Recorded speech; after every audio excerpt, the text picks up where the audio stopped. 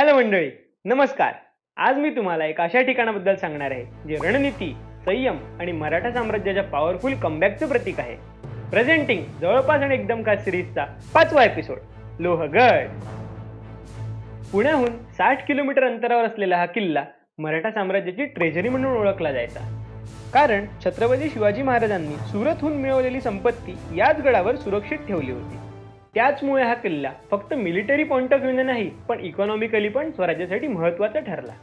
आजच्या व्हिडिओमध्ये इथे कसं पोहोचायचं, काय बघायचं, खायची प्यायची सोय काय, हे सगळं कव्हर करणार आहे.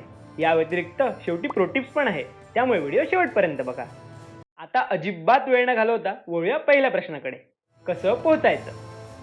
लोहगडाच्या पायथ्याशी पोहोचायला 2 मार्ग आहेत. पहिला, बाय रोड. पुण्याहून हा किल्ला 60 ते 65 किलोमीटर अंतरावर आहे. इथे तुम्ही कार किंवा बाईकने डायरेक्ट पोहोचू शकता. इथे पार्किंगला पण छान व्यवस्था केली आहे. 50 रुपये प्रति कार आणि 30 रुपये प्रति बाईक असे चार्जेस हे लोक घेतात. दुसरा, बाय ट्रेन प्लस रोड. इथलं नियरेस्ट रेल्वे स्टेशन हे मळवली स्टेशन आहे. इथून लोहगड 5.5 किलोमीटर अंतरावर आहे. इथे ऑटोज पण उभे असतात, ते पण तुम्हाला डायरेक्ट पायथ्याशी सोडतात. स्टेशनवरून गडाच्या पायथ्याशी बरेच लोक चालत पण जातात, पण मी हे रेकमेंड करत नाही, कारण वर गड चढायला आणि वर फिरायला एनर्जी भरपूर लागते. ती इथे चालण्यात ड्रेन व्हायला नको. आता मेन गडावर चढायला पायऱ्या आहेत. अंदाजे 250 ते 300 पायऱ्या असाव्या. डिटेल्स सांगायच्या आधी एक महत्त्वाची गोष्ट म्हणजे या लोहगड बघण्याची वेळ ही सकाळी 9 ते संध्याकाळी 5 आहे. 9च्या आधी हे ओपन होत नाही बरं का. या पायऱ्यांनी थोडं पुढे गेल्यावर येतं तिकीट काउंटर. इंडियन व्हिजिटर्ससाठी 25 पर हेड असं तिकीट आहे आणि फॉरेन व्हिजिटर्सला तर 300 रुपये आहे आणि 15 वर्षांच्या पर्यंतच्या मुलांना फ्री एंट्री आहे. तिकीट घेऊन आम्ही वर जायला निघालो. सकाळी वर चढताना आजूबाजूला बघून खूपच भारी वाटतं.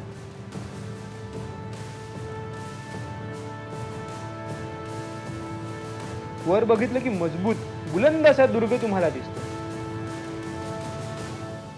पायऱ्या पण जास्त उंच नसल्याने चढायला पण फार कठीण नाहीये.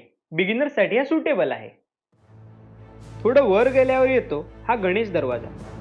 या दरवाजाच्या दोन्ही बाजूला गणेश मूर्ती आणि वर कमळ कोरलेले आहेत. इथून आत गेलो की उजव्या बाजूला तुम्हाला तोफ ठेवलेले दिसतील.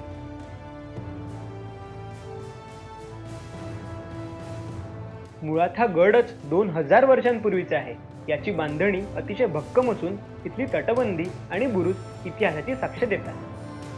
यानंतर थोडं वर गेल्यावर येतो नारायण दरवाजा. इथे आजूबाजूला उंच दगडाच्या भिंती फार स्ट्रॅटेजिकली बांधल्या आहेत, म्हणजे शत्रूला डायरेक्ट एंट्रन्सला अटॅक करायला कठीण जावं आणि नॅरो असल्याने अडवणूक व्हावी, हे त्याचं उद्देश. हा नारायण दरवाजा आपल्याला सांगतो की लोहगड केवळ मजबूत नव्हता, तर बुद्धीने आखलेला किल्ला होता. यानंतर वर गेलात तर तुम्हाला धान्यकोठी दिसेल. ओलावा, कीड आणि उंदरांपासून धान्य वाचवण्यासाठी उंच भिंती व अरुंद तोंड असलेली ही धान्यकोठी महिनोमहिने गड स्वतःवर अवलंबून राहू शकावा यासाठी बांधली गेली होती. ही धान्यकोठी म्हणजे फक्त अन्नसाठा नाही, तर स्वराज्याची दूरदृष्टी, शिस्त आणि आत्मनिर्भरतेचे प्रतीक आहे. थोडं वर गेलं की येतो हनुमान दरवाजा. दरवाजाच्या आजूबाजूची वाट अरुंद, त्यामुळे एकाच वेळी मोठ्या संख्येने शत्रू आत येऊ शकत नव्हते. इथल्या वरच्या तटावरून दगड, लाकूड, गरम तेल किंवा गरम पाणी टाकण्याची सोय होती. भक्कम दगडी बांधकाम असलेल्या या दरवाजावर हनुमानाची मूर्ती कोरलेली होती, त्यामुळे हा शक्तीवर भर देणारा दरवाजा आहे. थोडं वर गेल्यावर येतो महादरवाजा.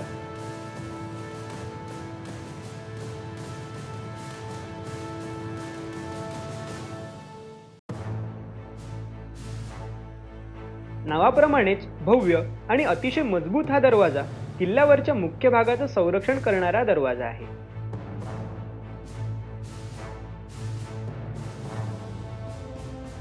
इथून आत गेल्यावर गडाबद्दल माहिती वाचून आम्ही पुढे निघालो.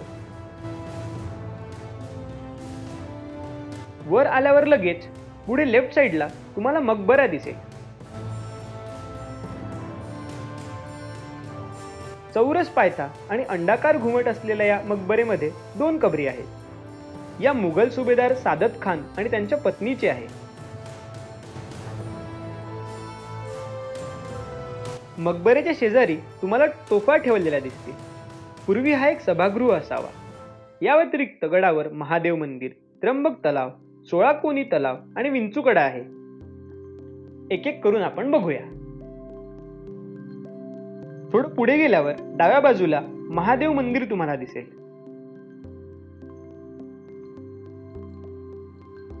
इथे आतमध्ये फारच शांत वाटतं. मंदिराच्या शेजारी त्र्यंबक टँक आहे.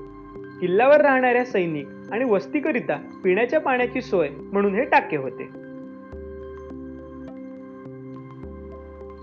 त्याच दिशेने थोडं पुढे गेलं की येतो 16 कोनी तलाव.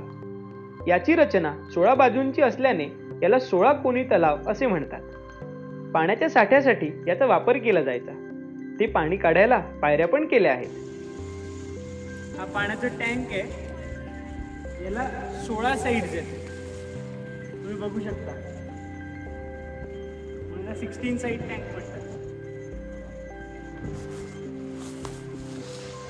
याच्या भिंतीवर जास्त पाण्याचं प्रेशर यायला नको म्हणून हा 16 कोनी आकार केलेला आहे. हा फक्त एक वॉटर रिझर्व्हर नाही तर एन्शियंट आर्किटेक्चर आणि सायंटिफिक थिंकिंगचं एक छान उदाहरण आहे. आता इथला फेमस आणि इंटरेस्टिंग भाग बघूया, तो म्हणजे विंचूकडा. हा 1.5 ते 2 किलोमीटरचा कडा विंचवाच्या शेपटीसारखा वळलेला दिसतो म्हणून याला विंचूकडा असं नाव पडलं आहे. शत्रूवर लक्ष ठेवण्यासाठी वॉच पॉइंट म्हणून याचा वापर केला जायचा. खालून इथे हल्ला करणं ऑलमोस्ट इम्पॉसिबल, पण वरून तोच ॲडव्हान्टेज होता.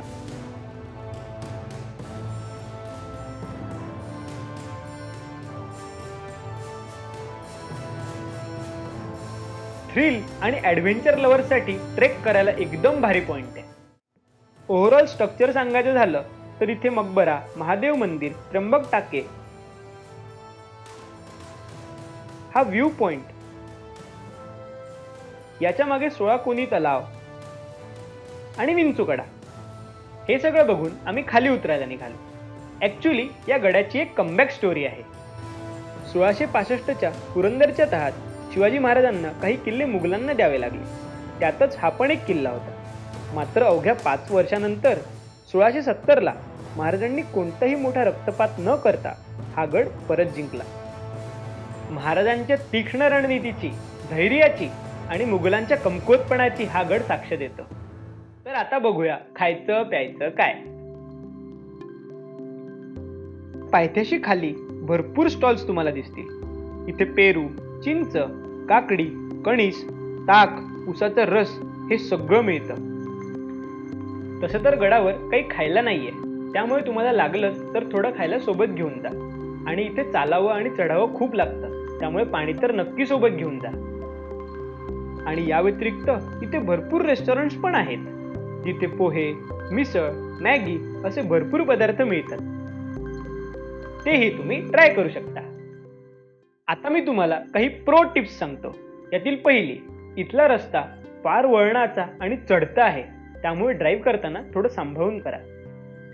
दुसरी, पावसाळ्यात या पायऱ्या थोड्या स्लिपरी होतात आणि मध्ये मध्ये तर रस्ता फारच कच्चा आहे, त्यामुळे थोडं सांभाळून चढा. तिसरी, विंचूकडाच्या बाजूचा ट्रेक हा फार थ्रिलिंग आहे पण थोडा कठीण आहे, त्यामुळे थोडी जास्त काळजी घ्या. चौथी, इथे पावसाळ्यात खूपच भारी व्ह्यू दिसतो, त्यामुळे शक्य असेल तर नक्की पावसाळ्यात व्हिजिट करा. पाचवी, तुम्ही गडावर काही खायचं नेणार असाल तर तिथे कचरा होऊ देऊ नका. युअर वेस्ट युअर रिस्पॉन्सिबिलिटी हा मंत्र लक्षात ठेवा. गडांच्या संवर्धनासाठी बरेच लोक कष्ट घेतात, त्यांचा मान ठेवा. खरं सांगायचं तर या गडांवर गेल्यावर मनात एक वेगळीच भावना निर्माण होते. अभिमान, गूजबम्स आणि डीप रिस्पेक्ट. तर मग तुम्हाला कसा वाटला आजचा व्हिडिओ हे मला कमेंट्समध्ये सांगा. आणि पटापट मित्रमैत्रिणींसोबत आणि फॅमिली मेंबर्ससोबत ही लोहगडची ट्रिप प्लॅन करा आणि या मिक्स फिलिंगचा अनुभव घ्या. चला तर मग भेटू पुढच्या गुरुवारी. तोपर्यंत जय भवानी, जय शिवाजी.